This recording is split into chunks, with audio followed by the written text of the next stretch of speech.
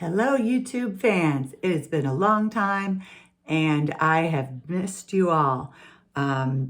Today, I have a special treat for you.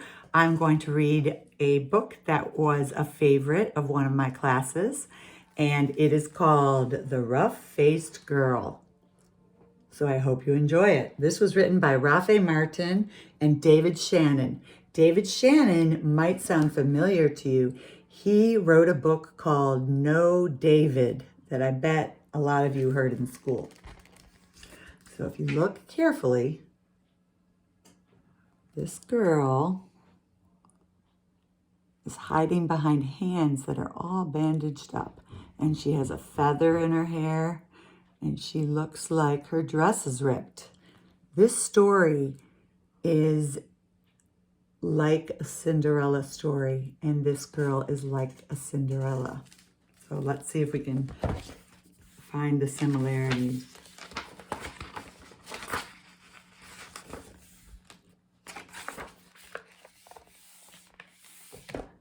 And I believe this story comes from Canada, from Native Americans who lived in Canada.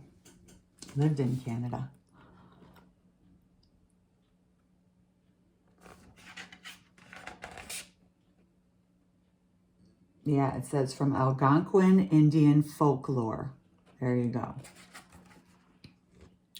Off from the other wigwams of this village stood one great huge wigwam.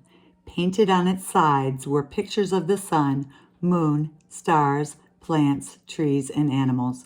And inside this wigwam there was said to live a very great, rich, powerful, and supposedly handsome, invisible being. However, no one could see him except his sister, who lived there too. Many women wanted to marry this invisible being, but his sister said only the one who can see him can marry him.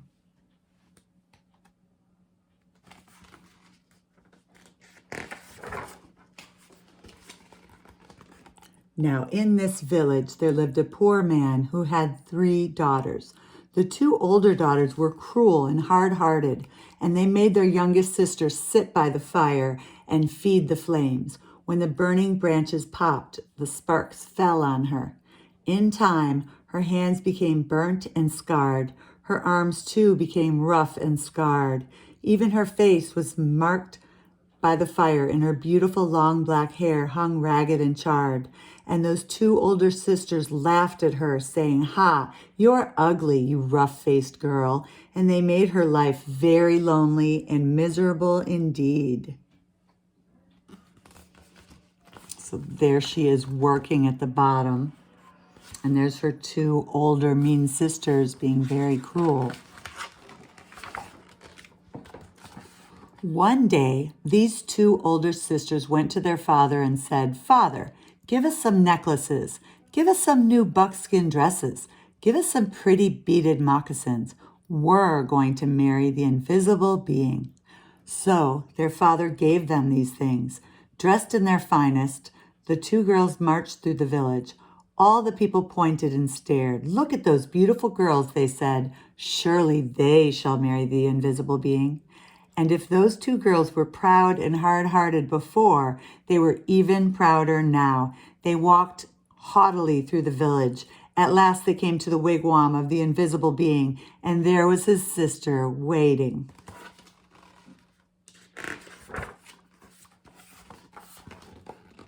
And there's her face. She does not look very happy, does she? "Why have you come?" she asked. "We want to marry the invisible being," they answered. "That's why we're here." "If you want to marry my brother," she replied, you have to have seen him. Tell me, have you seen the invisible being?" "Of course we've seen him," they insisted. "Can't you see how pretty we are? Can't you see the beautiful clothes we wear?" "Oh yes, anyone can tell that we've truly seen the invisible being." "All right," she said quietly. "If you think you've seen him, then tell me, what's his bow made of?" And suddenly her voice was swift as lightning and strong as thunder.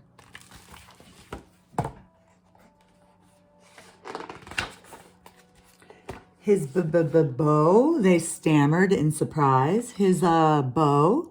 We know, we know. But turning desperately to one another, they whispered, what shall we say? Let's say it's the oak tree. So they said, it's the great oak tree. No, said the sister of the invisible being, no. Oh, she saw at once how they lied. Tell me, she continued, if you think you've seen my brother, the invisible being, then what's the runner of his sled made of? We know, cried those two sisters. But whispering feverishly again, they wondered, what shall we say? What shall we say? Let's say it's the green willow branch. No, said the sister when she heard. No, you have not seen my brother. Now go home. Just test us fairly, they exclaimed. We've seen him. Just don't ask us all these silly questions. All right, said the sister of the invisible being. Come with me. And she took them back to the great wigwam and sat them in the seats furthest from the entrance, the guests' seats. Soon they heard footsteps coming along the path. Then something stepped inside. Though they heard breathing, the two sisters still couldn't see a thing. Suddenly, a great bow and a beaded quiver of arrows appeared in the air and were set down. But though those two girls sat there, their eyes wide, all through that night they never saw a thing more, and in the morning they had to go home ashamed.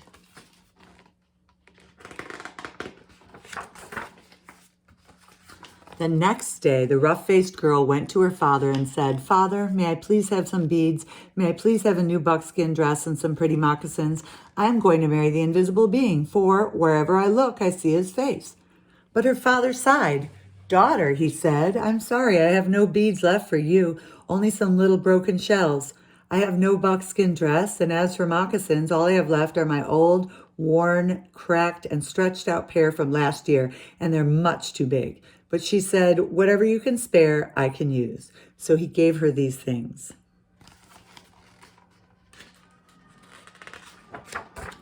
Then she found dried reeds, and taking the little broken shells, she strung a necklace. She stripped birch bark from the dead trees and made a cap, a dress, and leggings. Then, with a sharp piece of bone, she carved in the bark pictures of the sun, moon, stars, plants, trees, and animals. She went down to the lakeshore and soaked the moccasins in the water until they grew soft. Then she molded them to her feet, but they were still too big, and they flapped her feet, but they were still too big, and they flapped like duck's feet as she walked. Then all the people came out of their wigwams. They pointed and stared. Look at that ugly girl. They laughed.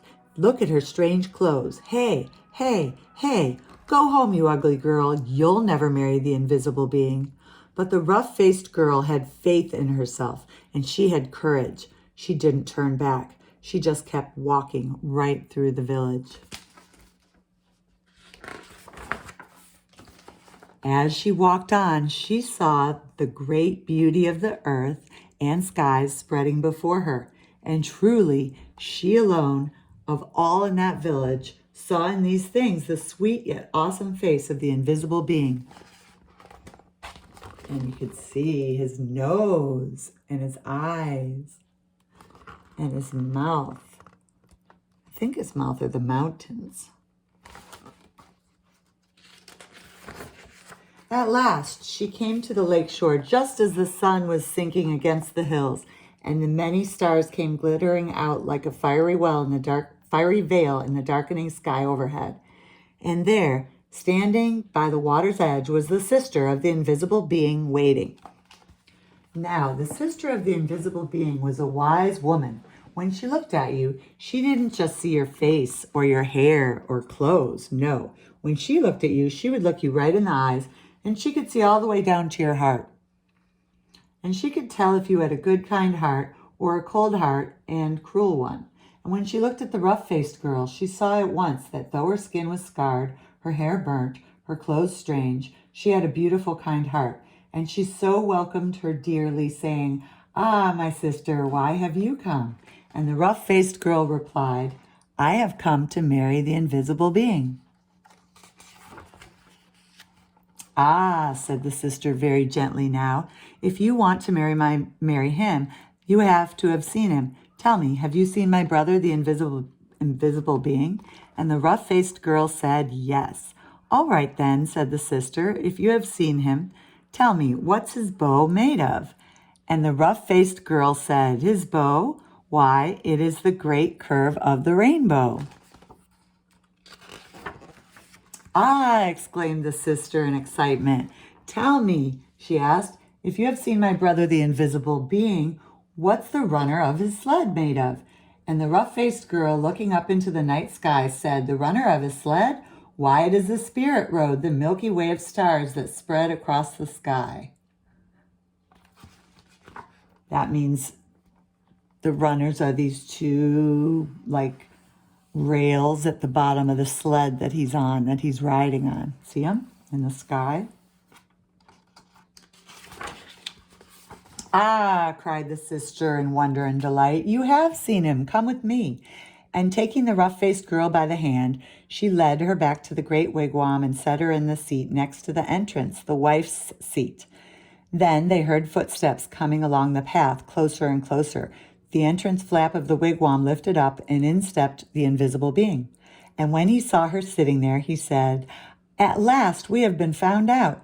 Then, smiling kindly, he added, and oh, my sister, but she is beautiful. And his sister said, yes. And look at his smile. He's very happy, and he doesn't look scary now, and she can see him. The sister of the invisible being then gave rough-faced girl the finest of buckskin robes and a necklace of perfect shells.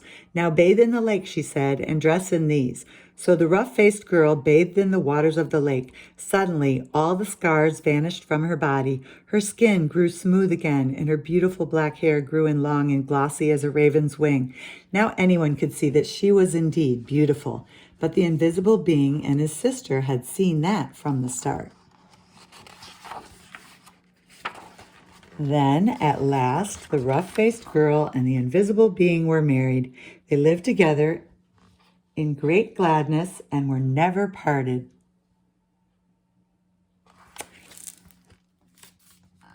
And look at the picture on the back. It's a mask.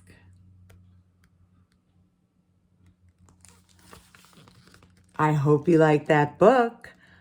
We can talk about it together. I'm glad you're here. I hope you stuck around to watch this whole video. If you did, say hi in the chat. And I want to tell my students, my former students, that you're allowed to visit me any day from 1 to 2. And I will give your teachers the link. Not this week, though, because we have minimum days, but starting next week. And I will give that link out to your teachers, or you can ask me for it, okay? Bye. Have a great day.